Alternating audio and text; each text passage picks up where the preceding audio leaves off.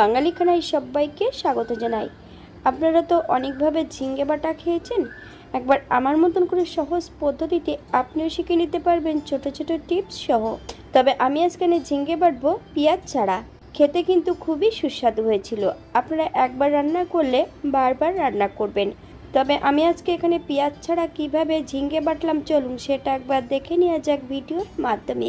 আশা করছি আজকের ভিডিওটি ভালো লাগবে। সকল বন্ধুদের কাছে অনুরোধ করছি সম্পূর্ণ ভিডিওটি দেখার। এখানে আমি বেশ কিছুটা ঝিঙ্গে ছোট ছোট টুকরো করে কেটে নিয়েছি। তবে ঝিঙ্গে কাটার পদ্ধতি, ঝিঙ্গেগুলোর খোসাটা পরিষ্কার করে বেশ কিছু সময় ঠান্ডা জলে ভিজিয়ে রাখতে হবে। ঝিঙ্গেগুলো জল ঝরিয়ে বেশ ছোট ছোট টুকরো করে কেটে নিতে হবে। ঝিঙ্গে যদি কাটার পর জলের মধ্যে দেওয়া হয় তাহলে কিন্তু ঝিঙ্গে ভাজার সময় অনেক জল ছেড়ে দেবে।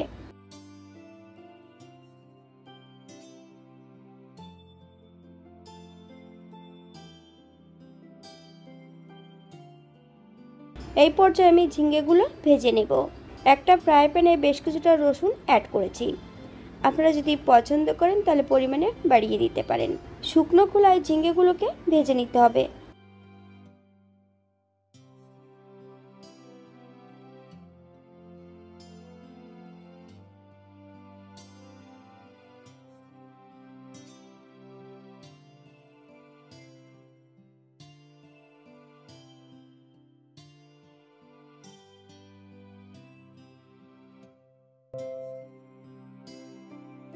বেশ কিছুটা কাঁচা লঙ্কা অ্যাড করব। আপনারা যদি পছন্দ করেন তাহলে পরিমাণে বাড়িয়ে দিতে পারেন। বাঙালি রান্না ঘরোয়া উপকরণ দিয়ে আপনাদের যদি রান্নাগুলো পছন্দ হয় তাহলে চ্যানেলটি সাবস্ক্রাইব করে দিয়ে পাশে থাকবেন। পাশে থাকা বেলটি বাজিয়ে দেবেন, নইলে নিত্য নতুন রান্নার নোটিফিকেশন পাবেন না। তবে ঝিঙ্গে বাটার রেসিপি আমার চ্যানেলে দেওয়া আছে, আপনাদের যদি পছন্দ হয় তাহলে চ্যানেলটি ঘুরে একবার দেখে নেবেন।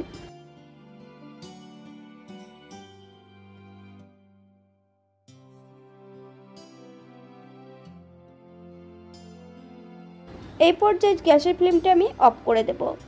একটা মিক্সার জারের মধ্যে আমি 1 চামচ কালো জিরে, হাফ চামচ লবণ, হাফ চামচ চিনি, আপনার স্বাদ অনুসারে লবণ এবং চিনিটা অ্যাড করবেন। সম্পূর্ণ ভেজে রাখা ঝিঙ্গেটা অ্যাড করে বেশ মিহি করে বেটে নিতে হবে। আপনারা এগুলো শিলেও বেটে নিতে পারেন।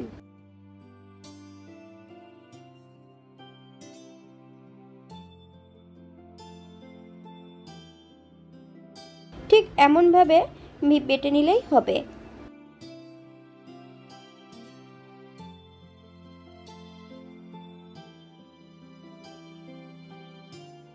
একটা কড়াইতে বেশ কিছুটা সরষের তেল অ্যাড করব, হাফ চামচ হলুদ গুঁড়ো,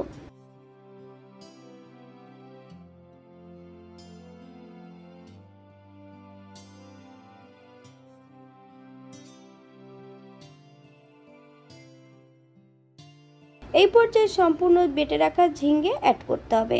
হাই ফ্লেমে বেশ কিছু সময় ভেজে নেব। আপনারা একবার স্ক্রিনের দিকে ফলো করবেন।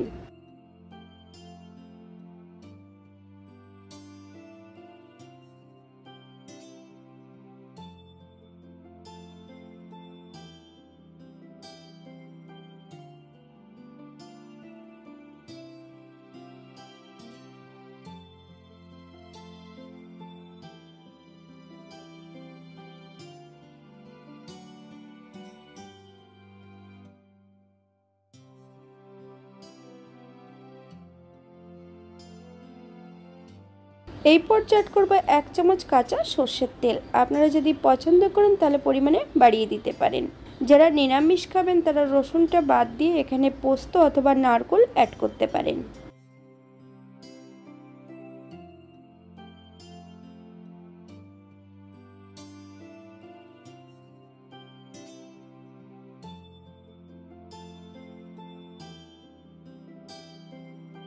এটা দেখতে যেমন ভারী সুন্দর হয়েছে, এটা গরম ভাতে খেতে কিন্তু অসম্ভব ভালো। আপনারা বাড়িতে একবার একই পদ্ধতিতে বানিয়ে নেবেন।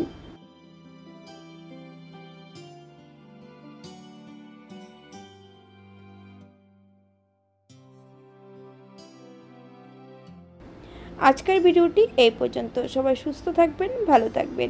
অন্যদিন নতুন রেসিপি নিয়ে আপনাদের সামনে আবার আমি হাজির হব। নতুন ও পুরনো সকল বন্ধুদের অসংখ্য ধন্যবাদ ভিডিওটি দেখার জন্য। হাতে যদি সময় থাকে তাহলে একটা লাইক, কমেন্ট, শেয়ার করবেন।